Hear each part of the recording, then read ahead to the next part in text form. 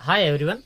तो अपन पढ़ रहे थे कल गोली दर्पण के बारे में। उसमें अपन ने अवतल दर्पण और उत्तल दर्पण के बारे में जानकारी प्राप्त की। आज अपन एक नया टॉपिक स्टार्ट करने जा रहे हैं जिसका नाम है गोलीय दर्पण से प्रतिबिंब का निर्माण। प्रतिबिंब का निर्माण, ठीक है। या अपन कहें image formation in spherical mirror.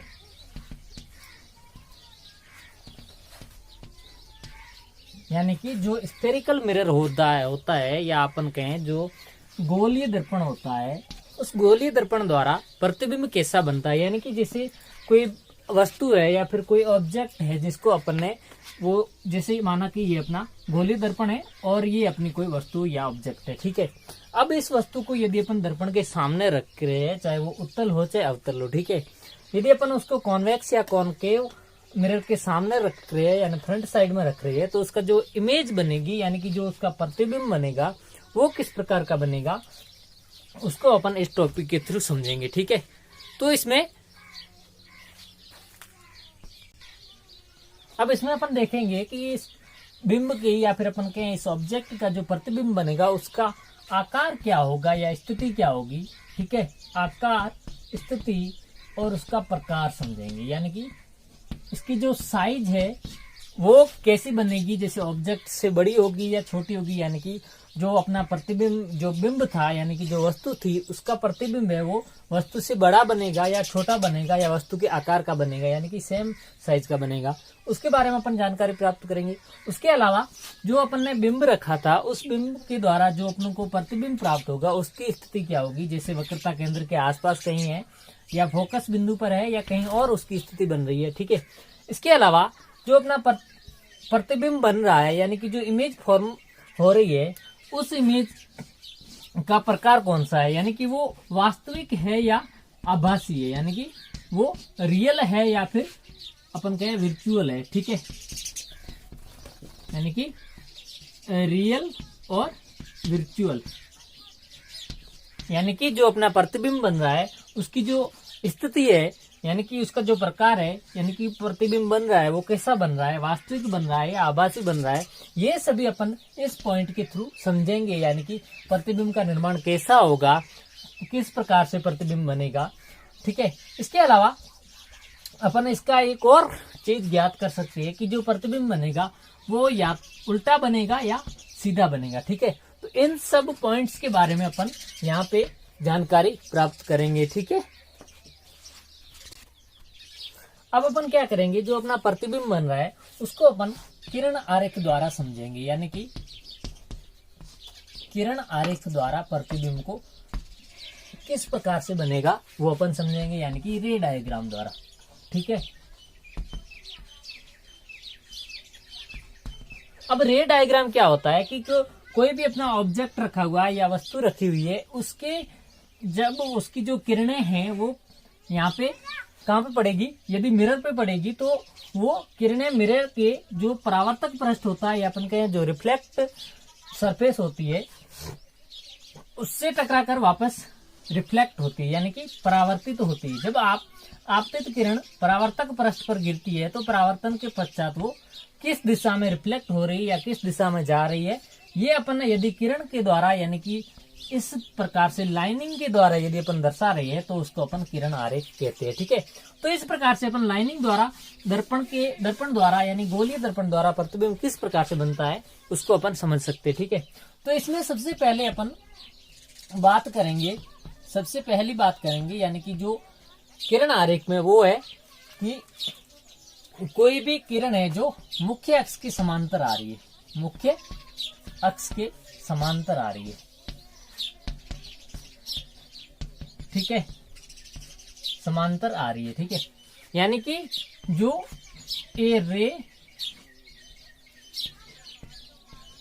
Parallel to principal axis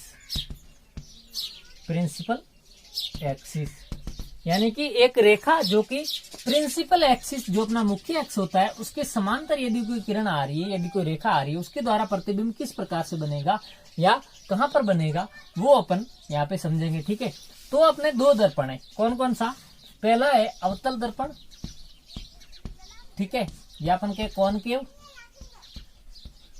ठीक है, और दूसरा अपना दर्पण है वो है उत्तल दर्पण, या अपन कहें कॉन्वेक्स। ठीक है, अब दोनों द्वारा जो प्रतिबिंब बनेगा, मुख्य अक्ष के समांतर जो किरण आ रही है उसके द्वारा जो प्रतिबिंब बनेगा वो अलग अलग बनेगा। ठीक है, जैसे अपन बात करें अवतल दर्पण की, तो अवतल दर्पण क्या होता है? ये अपना अवतल दर्पण है, ठीक है, इसका ये अपना ध्रुव बिंदु है या पोल है, ठीक है, इसकी और ये अपना है इसकी वक्रता केंद्र या अपन कहें सी, ठीक है, और ये हो गया इसका फोकस बिंदु या एफ। ठीक है, अब ये तो होगी अपनी क्या मुख्य एक्स या अपन कहें प्रिंसिपल एक्सिस।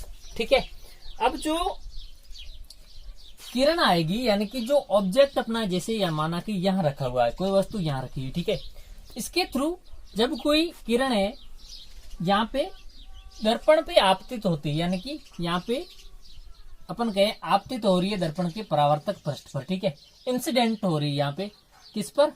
जो अपना रिफ्लेक्ट सरफेस है वहां पे। ठीक है, जब ये आप इस परावर्तक पृष्ठ पर आपतित होती है तो परावर्तन करती है, यहाँ से जो रिफ्लेक्ट होगी, ठीक है, परावर्तन के पश्चात वो मुख्य फोकस से गुजरती है, यानी कि कोई भी किरण जो मुख्य अक्ष के समांतर आएगी वो यदि परावर्तित होगी तो परावर्तन के पश्चात हमेशा किससे गुजरेगी? मुख्य फोकस से।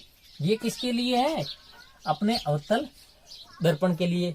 यानी कहने का मतलब ये हुआ कोई भी किरण है जो मुख्य अक्ष के समांतर आएगी वो परावर्तन के पश्चात फोकस बिंदु से गुजरेगी, यानी कि ए रे टू पैरेलल प्रिंसिपल एक्सिस, यानी कि जो एक रेखा है या किरण है यदि वो प्रिंसिपल एक्सिस के समांतर आ रही है आफ्टर रिफ्लेक्टिंग, यानी कि परावर्तन के पश्चात, यहां से परावर्तन होगा, ठीक है, आफ्टर रिफ्लेक्टिंग वो कहां से गुजरेगी? मुख्य फोकस से गुजरेगी, यानी कि विल पास थ्रू फोकस, यानी कि वो कहां से गुजर रही है? फोकस बिंदु से गुजरेगी। ठीक है, इसके अलावा अपन बात करें उत्तल दर्पण की, ये हो गया अपना उत्तल दर्पण, ठीक है, यहाँ पे अपना ध्रुव बिंदु और ये है इसका केंद्र और ये हो गया फोकस बिंदु, ठीक है, और ये अपना हो गया मुख्य अक्ष या अपन कहें प्रिंसिपल एक्सिस। ठीक है, अब जब कोई प्रिंसिपल एक्सिस की पैरेलल, यहां से पैरेलल कोई क्या आ रही है? किरण आ रही है, यानी कि रे आ रही है, ठीक है, तो ये रे है जो पैरेलल आ रही है, तो पैरेलल आने के बाद ये मुख्य अक्ष के समांतर है, इसलिए जब ये परावर्तन करेगी तो परावर्तन के पश्चात इस प्रकार से रिफ्लेक्ट होगी कि वो मुख्य अक्ष से गुजरती हुई दिखाई देती है, यानी कि इस प्रकार से जाएगी। ठीक है, कहने का मतलब ये हुआ कि यदि वो मुख्य अक्ष के समांतर आ रही है तो परावर्तन के बाद वो इस प्रकार से गुजरती है कि यदि अपन उसको पीछे की ओर बढ़ाएं तो वो मुख्य फोकस से गुजरेगी। ठीक है, क्यों? क्योंकि जो उत्तल दर्पण होता है उसका जो मुख्य फोकस बिंदु होता है वो कहाँ होता है? दर्पण के पीछे होता है, लेकिन अवतल दर्पण में दर्पण के सामने होता है, इसलिए ये तो यहीं दिख जाता है, लेकिन इसको अपन पीछे की ओर बढ़ाएंगे तभी अपन को दिखेगा, यानी कि ये है यहाँ पे डाइवर्ज हो रही है। ठीक है, यानी कि ये यहाँ पे अपसरित हो रही है, लेकिन यहाँ पे जो किरणें होती है वो होती है अभिसारित। ठीक है, ये तो कहां से पास होगी? मुख्य फोकस से, लेकिन ये मुख्य फोकस कहाँ है? फ्रंट द मिरर है, यानी कि मिरर के सामने है, लेकिन ये मिरर के पीछे है, इसलिए अपन को यहाँ पे अपियर करना पड़ेगा, यानी कि अपन को यहाँ पे इसका इमेजिनेशन करना पड़ेगा, यानी कि अपन को यहाँ से ऐसा अनुमान लगाना है कि वो मुख्य फोकस से गुजरता हुआ दिखाई देगा। ठीक है, अब जो अपना अगला पॉइंट है रे डायग्राम का वो है यदि कोई किरण है वो फोकस बिंदु से गुजर रही है, यानी फोकस बिंदु से गुजरने वाली, या अपन कहें पासिंग थ्रू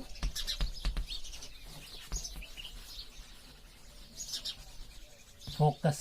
ठीक है, यानी जो किरण फोकस बिंदु से होकर गुजरेगी उसके द्वारा प्रतिबिंब कहाँ बनेगा, यानी कि वो रिफ्लेक्ट होकर कहाँ जाएगी। ठीक है, अब इसमें भी दो पार्ट होंगे। कौन सा? एक अवतल और एक होगा उत्तल। ठीक है, यानी कि कॉनकेव और कॉनवेक्स। ठीक है, अब अपन बात करते हैं कि ये अपना अवतल दर्पण है। ठीक है, अब इसमें यहाँ पे अपना ध्रुव हो गया P और ये हो गया F फोकस बिंदु और ये हो गया अपना केंद्र, वक्रता केंद्र। ठीक है, जब कोई किरण है यानी कि किसी बिंदु से आने वाली जो किरण है, यदि वो फोकस बिंदु से आ रही है, यानी कि जैसे माना कि यहाँ से किरण आ रही है। ठीक है, जब यहाँ से कोई रे इंसिडेंट होती है जो कि फोकस बिंदु से होकर गुजर रही है, वो परावर्तन के पश्चात या फिर अपन कहें आफ्टर रिफ्लेक्टिंग वो समान जो अपना मुख्य अक्ष था उसके समांतर हो जाएगी।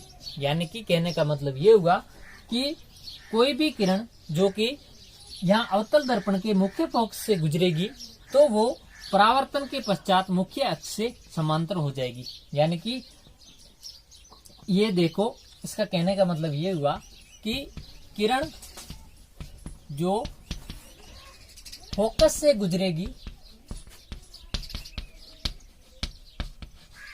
गुजरेगी तो क्या होगा कि परावर्तन के पश्चात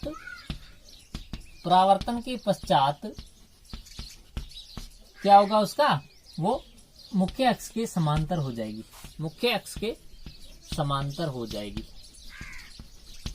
ठीक है, या अपन कहें a ray which are passing through focus point. ठीक है, आफ्टर रिफ्लेक्टिंग यानी परावर्तन के पश्चात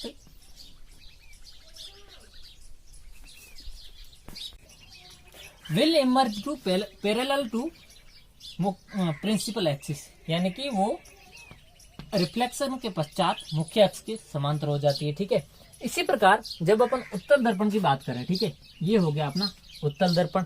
ठीक है, उसका ये हो गया फोकस, ये हो गया पोल या अपन के ध्रुव और ये हो गया वक्रता केंद्र। ठीक है, अब इन तीनों को अपन मिला दे तो ये हो गया अपना मुख्य अक्ष। ठीक है, अब जब ऐसी किरण जो कि अपने को मुख्य फोकस से गुजरती हुई दिखाई दे, यानी कि जैसे माना कि यहाँ से कोई किरण आ रही है, ठीक है, ये किरण है। अब इस किरण को आप पीछे देखोगे तो ये मुख्य फोकस से गुजरती हुई दिखाई देगी। ठीक है, अब जब ये रिफ्लेक्ट होगी या फिर अपन कहे परावर्तित होगी तो परावर्तन के पश्चात मुख्य फोकस से गुजरती हुई दिखाई दे रही है। लेकिन जब ये परावर्तित होगी तो परावर्तन के पश्चात जो अपना मुख्य अक्ष है उसके समांतर दिखेगी। ठीक है, जैसे यहाँ पे ये किरण है। अब जैसे अपन बात करें, कोई किरण है जो फोकस बिंदु से गुजरती हुई दिखाई दे रही है, ठीक है, तो वो उत्तल दर्पण में मुख्य अक्ष के समांतर हो जाती है। कहने का मतलब ये हुआ कि फोकस से गुजरती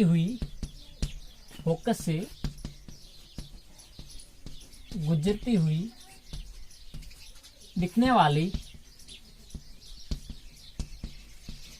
आपतित किरण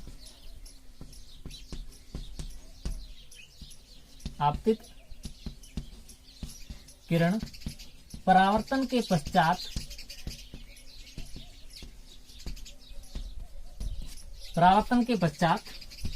मुख्य अक्ष के समांतर हो जाती है।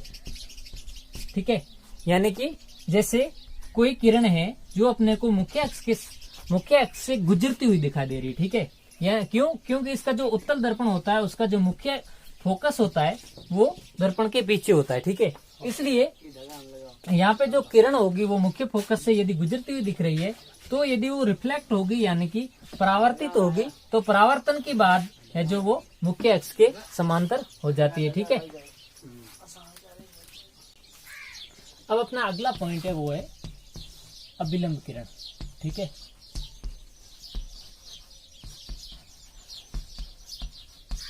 यानी कि ऐसी रेखा जो कि अपना दर्पण होगा उसका जो वक्रता केंद्र है उससे गुजर रही है। ठीक है, यानी जैसे अपन यहाँ पे अवतल दर्पण और उत्तल दर्पण की बात कर रहे हैं, यानी ये हो गया कॉनकेव, ठीक है, और दूसरा अपना है उत्तल दर्पण, ये हो गया कॉन्वेक्स। ठीक है, अब जब अपन अवतल दर्पण की बात कर रहे हैं तो उसकी आकृति इस प्रकार की होगी। ठीक है, तो उसका जो ध्रुव बिंदु है वो यहाँ पे है और ये उसका फोकस बिंदु है और ये है उसका वक्रता केंद्र। ठीक है, जब इन दोनों को मिला दे तो ये अपना मुख्य अक्ष हो गया। ठीक है, अब ऐसी रेखा जो कि वक्रता केंद्र से होकर गुजर रही है तो वो रिफ्लेक्शन के पश्चात यानी कि जब वो परावर्तित होगी तो वापस उसी दिशा में आ जाएगी। यानी कि जो वक्रता केंद्र से गुजरने वाली जो आपतित किरण है वो परावर्तक पृष्ठ पर टकराने के पश्चात वापस उसी दिशा में लौट जाती है। ठीक है, इसी प्रकार जब अपन उत्तल दर्पण की बात करते हैं, जैसे ये अपना उत्तल दर्पण है। ठीक है, इसका जो मुख्य अक्ष है ये अपना उत्तल दर्पण है। ठीक है, इसका ये हो गया फोकस बिंदु, ये हो गया ध्रुव और ये होगा वक्रता केंद्र। ठीक है, ये हो गया मुख्य अक्ष यानी प्रिंसिपल एक्सिस। जब कोई रेखा अपने को वक्रता केंद्र से गुजरती हुई दिखाई दे रही है, ठीक है, ये जैसे यहाँ पे वक्रता केंद्र से गुजरती हुई दिखाई दे रही है, तो जब ये यहाँ पे परावर्तक पृष्ठ पर टकराएगी तो परावर्तक पृष्ठ पर टकराने के पश्चात वापस उसी दिशा में लौट जाएगी। यानी कि जिस डायरेक्शन से वो आई थी उसी डायरेक्शन में वापस लौट जाएगी। लेकिन यहाँ पर है जो देखना, ये जो अपना वक्रता केंद्र है वो दर्पण के पीछे है, लेकिन जो अवतल दर्पण है उसमें वक्रता केंद्र होता है वो दर्पण के सामने होता है। ठीक है, इसलिए यहाँ पे आपको इमेजिनेशन करना होगा, यानी कि आपको यहाँ पे ये मानना पड़ेगा कि ये रेखा है जो अपने वक्रता केंद्र से गुजर रही है, लेकिन इसको जो अपने अवतल दर्पण होगा उसमें वक्रता केंद्र से गुजरती हुई दिखाई देगी। ठीक है, यानी इन दोनों में यदि अपन बात करें तो यदि कोई भी दर्पण है उसके यदि वक्रता केंद्र से या तो गुजर रही है या फिर गुजरती हुई दिख रही है तो वो यदि परावर्तित होगी तो परावर्तन के पश्चात वापस उसी दिशा में लौट जाएगी। ठीक है, यानी कि दोनों में जो उसी दिशा में लौट जाएगी या अपन कहें सेम डायरेक्शन में जाएगी।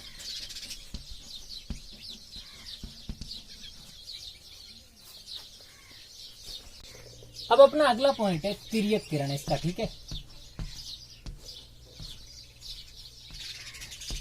तिर्यक किरण या अपन कहें ऑब्लिकली रेज। ठीक है, तो तिर्यक किरण क्या होती है कि ऐसी किरण जो मुख्य अक्ष के किसी भी बिंदु पर गुजरे, लेकिन मुख्य अक्ष के बिंदु पर टकराने के बाद जब वो रिफ्लेक्ट होगी तो दूसरी दिशा में तिर्यक रूप से वो रिफ्लेक्ट होगी। यानी कहने का मतलब ये है कि जैसे ये कोई भी माना कि ये अपना अवतल दर्पण है। ठीक है, अवतल दर्पण के यदि ध्रुव पर यदि कोई किरण है जो आपतित हो रही है तो आपतन के पश्चात वापस मुख्य अक्ष के दूसरी वाली साइड होगी, वहां से वो तिर्यक रूप से परावर्तित होगी। जैसे यहाँ पे जब आपतित हो रही है पी बिंदु पर तो इसका जो आपतन कोण है आई। ठीक है, और जब परावर्तित होगी तो परावर्तन के पश्चात उसका जो परावर्तित कोण है या अपन के परावर्तन कोण है या एंगल ऑफ रिफ्लेक्शन है वो आर है। तो यहाँ पे दोनों जो कोण होंगे आई और आर वो इक्वल होंगे, यानी यहाँ पे कोई भी ऑब्लिक रेज होगी वो रिफ्लेक्शन के पश्चात भी ऑब्लिकली जाएगी। यानी जैसे ये अपना तो अवतल दर्पण है। ठीक है, और अपन उत्तल दर्पण की बात करें तो ये हो गया उत्तल दर्पण। ठीक है, अब ये अपना मुख्य अक्ष है और ये अपन ने ले लिया ध्रुव। ठीक है, जब कोई किरण ध्रुव पर यदि तिर्यक रूप से आ रही है यानी कि आपतित हो रही है, अपन कहें ये इंसिडेंट रे। ठीक है, ये होगी इंसिडेंट रे। जब इस पर रिफ्लेक्टर सरफेस पे या अपन कहें परावर्तक पृष्ठ पे गिरेगी, ठीक है, तो परावर्तक पृष्ठ पर टकराने के पश्चात जब वो रिफ्लेक्ट होगी या फिर अपन कहें जब परावर्तित होगी तो दूसरी दिशा में तिर्यक रूप से परावर्तित होगी, यानी कि रिफ्लेक्ट होगी वो भी ऑब्लिकली होगी। ठीक है, यानी कि ऑब्लिकली वो रिफ्लेक्टेड होगी। यहाँ पे भी जो आपतित कोण आई है और जो परावर्तित कोण आर है वो दोनों बराबर होंगे। ठीक है, तो ये था अपना आज का टॉपिक जिसमें अपन ने रे डायग्राम द्वारा जो इसके किरण का जो परावर्तन है या अपन कहें जो रे रिफ्लेक्ट होगी उसके बारे में समझा था। ठीक है, आई होप आपको ये समझ में आया होगा। Thank you so much.